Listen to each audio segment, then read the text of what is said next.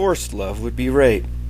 That is an argument which is often put forward in a defense of an ungoverned free will of man, and is part of the free will defense of God for the problem of evil.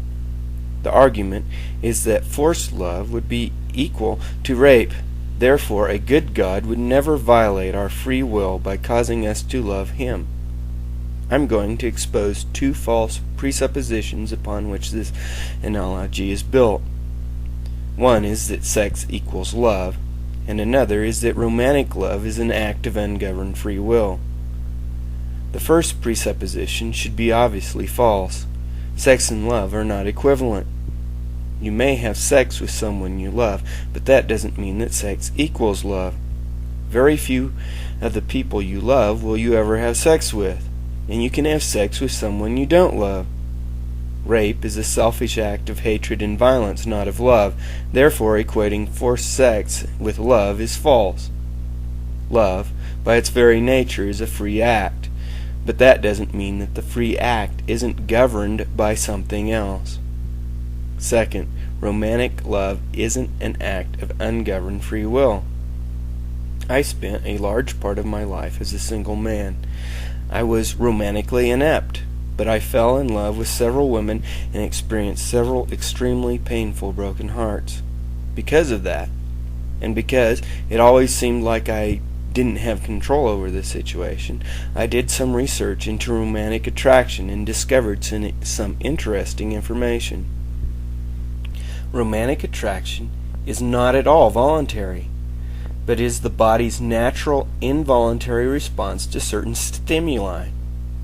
Our bodies release a hormone called phenylethylamine in response to particular stimuli from members of the opposite sex, i.e., eye contact, smiles, proximity, and touch. This hormone, which has similar properties to an amphetamine, is what gives us the feeling of being in love. The hormone is addictive, and withdrawals result in the feelings of a broken heart. Armed with this new information, I discovered that I could get women to have romantic feelings for me, almost at will. This is the reason that arranged marriages work in cultures where that is practiced, and why American-style dating is very dangerous and harmful. People who have romantic attention displayed towards them naturally and involuntarily develop romantic feelings for the person who shows them the romantic attention. It is a free act, but it is a free act governed by our natures.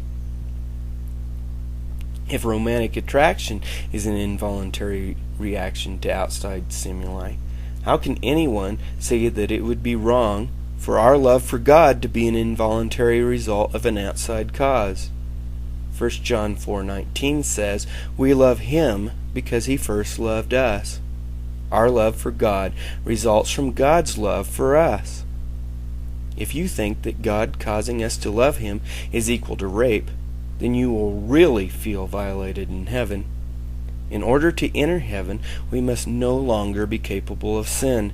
Therefore, we must love God perfectly, which means we won't be able to not love God, even in the least detail. The amazing factor of God's love is not that it is shown to people who choose to love Him, but that it is shown to people who have chosen to hate Him. As it says in Luke 6:32, "If you love those who love you, what credit is that to you? For even sinners love those who love them." God's love is not the love of the sinner, for He doesn't only love those who choose to love Him, that is, the elect angels, but He loves those who choose to hate Him, as all mankind has, and causes the chosen objects of His mercy to love Him. God's love transforms people who are by nature the objects of His wrath, who by nature hate Him, into people who are by nature worthy of enjoying His presence and love forever.